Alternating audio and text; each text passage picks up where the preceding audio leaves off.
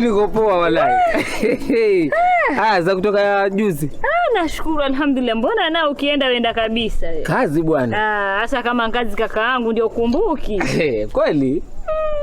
Karibu kwetu. Asante mimi kazi. Nenda huko. Kwema. Kwema? Kwema lakini mbona kuna lakini nyingi? Sawa kwema tu. Kama si kwema niambie. Sasa. Kuna kitu kimoja ndio kimenileta mimi hapa. Kitu gani tena?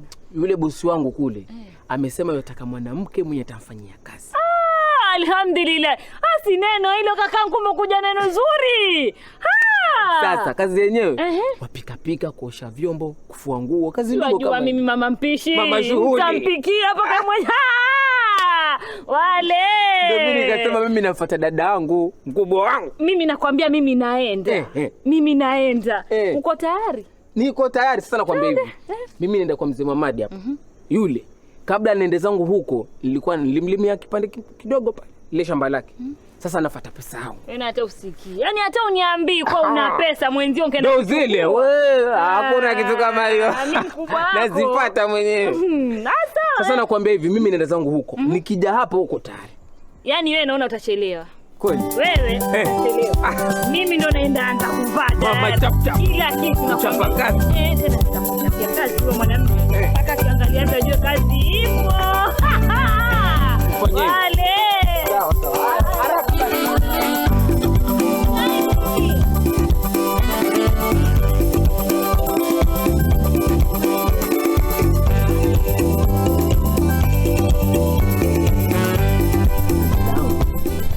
Hii ndio ofisi yako mpya kuanzia leo.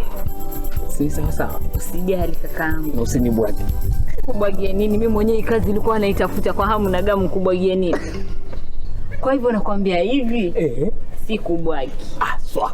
Kama kazi nitazifanya zote. Piga kazi. Mpaka afanye kuniambia basi. Chapa kazi. Wanijua. Sawa. Acha nigonge. Gonge na. Sawa.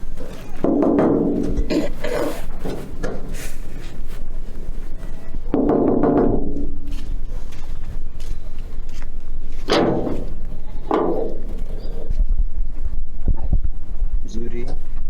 Sasa mwenye nyumba alitaka mtu wa kazi na ndio huyo hapa. Huyo mmoja. Aswa. Haya. Karibu. Karibu.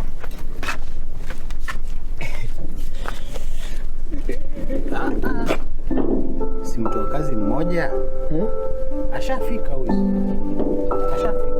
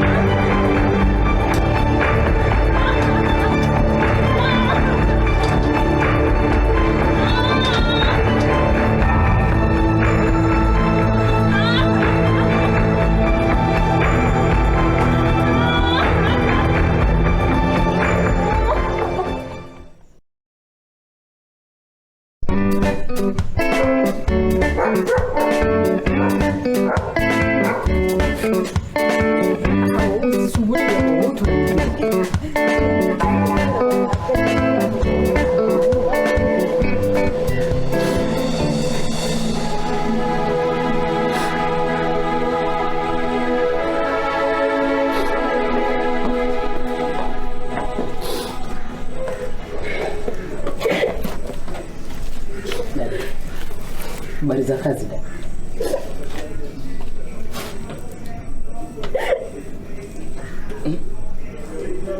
Sasa ngana wewe dada, kazi imeendaje?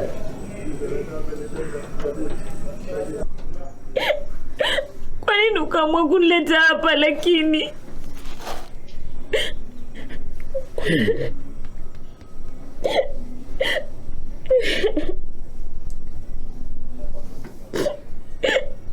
Bosi.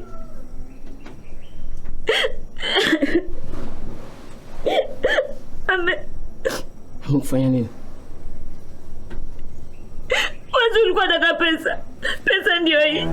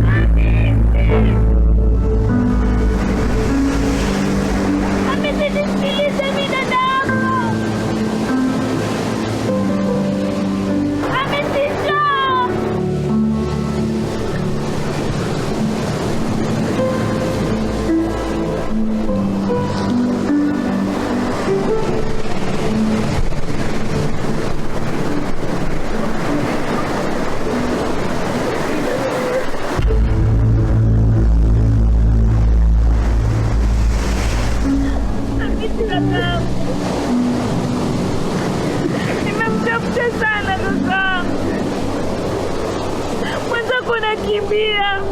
Naangalia huku na huku nikuone. Kwa nini ujiue? Na kila siku ulikuwa ukikuuliza, Hamisi wewe una mawazo. Kitu gani ambacho kusumbua Hamisi? Hutaki kuniambia. Usilie kakaangu. Anuka Hamisi tena nyumbani. Mungu atatulipia. Kwani hata ukalia hakuna mama wala baba ndani nyamaza mimi. Nyamaza tena nyumbani. Tena nyumbani tutakae. Tuangalie tutafanya nini na haki yetu tutapata. Kwani kuna mashirika tofauti ya haki ambayo yanasaidia. Kuna muhuri na mashirika mengine ambayo yanaweza kukusaidia. Na Embassy ya Kenya watakusaidia. Na Wakenya wote watakusaidia. Usilie wewe, usilie wewe, usilie.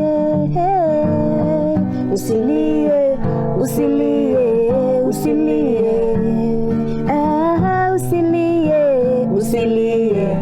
Usilie, usilie, usilie, usilie.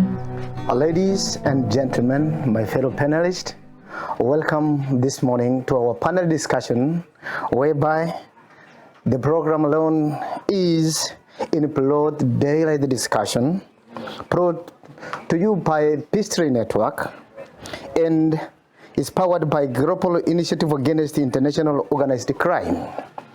Today, we will be discussing more on trafficking. With me, to help me in this discussion, we have got my fellow panelist. From my far left, we have got Wanjiro Ndungo. Hello. Next to Wanjiro, we have Madam Anne Okello. Hi, good morning, everyone. With us here, we have Mr. Edie. Hi, morning.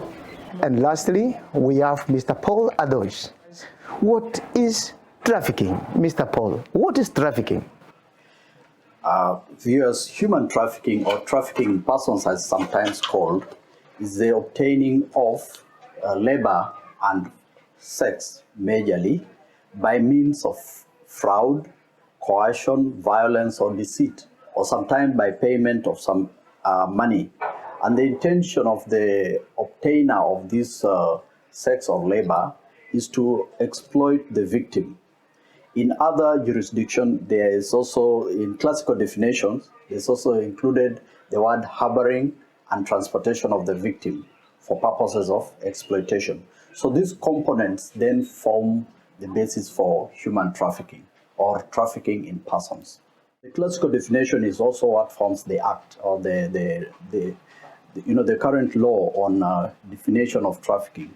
And basically it means obtaining what, which means what action. So you obtain, and these specific things are the things you obtain. So you could be obtaining labor, you could be obtaining sex, you could be obtaining body organs, but the action you do then indicates that your intentions are not good, meaning that you use certain means. So there's a means, and the means is what I call fraud, or by cheating, or coercion, or violence, some form of violence, or deceit. And commonly in our experiences, deceit is the commonest, or payment of some form of money so that you obtain these actions that you intend to do, and at the end of which the victim or the survivor then becomes exploited. So it is these three that then form the basis for human trafficking. But now it's important to note that when it comes to children, all these actions are irrelevant as long as the child gets exploited. Then that means the child has become a victim of trafficking. Madam Wanjiro Ndungu, please, can you share with us what are some of the things which push these people to engage in this kind of in trafficking per se? Thank you so very much. I think based on my experience, one of the driving factors has been poverty. You realize most of those that have been trafficked, they will cite poverty. There are those that have been lured, as Paul says, with promises that things will change for them. There are others that will move in because of that need to explore, or just want to see what happens on that other end of the world or that other end of the country. So there's all that. There's that need to go and look for greener pastures, wanting a better life and all that. Those are some of the factors that I would say are push factors. In Kwale County, thank you very much, madam. In Kwale County, when you look in specific to the trafficking in persons, we have got a group of people who are involved in this kind of business, yeah? If we can say, are they the big people, the small people, they are young, all, they are youths, they what? Madam Anne Okello, in your experience, as you see, who are some of the people who are involved in this kind of business, or this kind of advice, let me say? Okay, thank you so much. Without naming names or to be specific, anyone can get himself or herself in the act of trafficking, but probably those who want good money, those who want to get rich faster, anyone can just do trafficking. The rich also participate, the poor participate in this because they want something in return, and they have the intention of why they are doing that. So anyone can be a trafficker. Thank you very much, Madam Anne.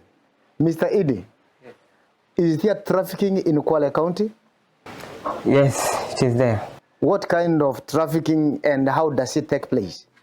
Human trafficking at large, and mostly when we look to the contributing factors, as Madam Wanjiru said, we have poverty, and we have socio-economic, and we have like cultural also. So when we look at this poverty, most of the Kenyan people or coastal people or at Kwale at large, we can see people are traveling abroad to look for green pasture. They are believing that here they cannot be satisfied in job opportunity. So that is why most of the people, they travel abroad knowing that in their mind they are going to be in good position. Madam Tabitha, sorry, do we have sex trafficking in Kwale County? Yes, we do, and it is well orchestrated. We live, especially when you look along the beach line, the Diani Beach is one of most renowned and beautiful beach city. Actually, it is turning into a resort city. So from the hotel line, you will realize that they have massage palace, and we also have the mushrooming or small-scale massage palace.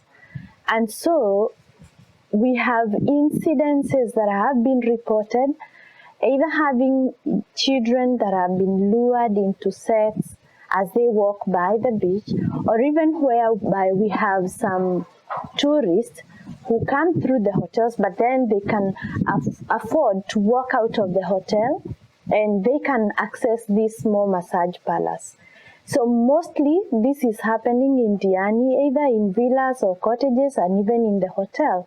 But it is done in a smart way that if you're not keen enough, you may not be able to observe, but it is happening. In one way or the other, share with us a little bit of your experience, like what does it look like when somebody has been trafficked? What are the push factors? How did you manage to come to these things, and how do you come out of it? Mr. Idi, please, can you take us through your experience? Being one of the survivors of human trafficking, I am going to be short and precise because of time. And in 2015, I was able to travel abroad in Qatar, that is in Middle East, in 2015. And the main push factor that made me to take this chance, first, we have these agents, we call them agents, and my friend also. That is, I can say it was just a peer pressure from my friend that he came to me and he told me, oh, my friend, there is a job there in Qatar. It pays good. And in that time, I was also having a contract job, which was paying me good. But I left the job and went there. In my mind, I got that I'm going to have a good pay compared to what I was having at that time. So when I reached there, the job first, which I was being promised, it wasn't there. That I found it there. So ikabidi sasa, let me elaborate it more in Swahili. We are coastal people, we need to be proud of our language too. So nilipofika kule, ile job yenye ilikuwa tumepromised kwamba ilikuwa ni we call it fire alarming job. So in my mind, kuondoka hapa nikajua kwamba kule sisi tunaenda kazi ya kuzima moto, kufanya nini hizo job, kuzunguka na magari kuzima, but kule ni tuseme it's more civilized country compared to Kenya. So in every building, it was a construction work, unfortunately, and in every building they have to install this system of firefighting system. So kule ni kuinstall 2 pipes, heavy pipes, GI pipes, kama hizi za mfereji, za chuma. So ile kazi inafanywa manual. So unacheki mwili kau wangu sasa ni 10-inch pipe, labda mko watu 4 na mnaipandisha kwa stairs, gorofa. So hiyo ni kutumia, so kwa watu kule wanafaidi, no. So ilibidi sasa ufanye, kwa sababu ukiangalia zile restriction na ile agreement mmesign na agent huku, paka mmekula viapo kwa lawyer, so ikabidi unafanya, kwa sababu kuna ile kwa kama utashindwa na kazi ukirudi nyumbani, then you have to pay. So inabidi sasa ukiangalia huku nako umeacha kazi, hujui hata ukirudi utaanzia wapi. So inabidi unafanya ili ulipe ile deni la agent, at the same time uendeleze to sustain your family, kwa sababu inakuwa sasa hata ukirudi inabidi sasa ufight tena, job umeacha, itabidi ufight ulipe agent na wewe mwenyewe ujikimu kimaisha.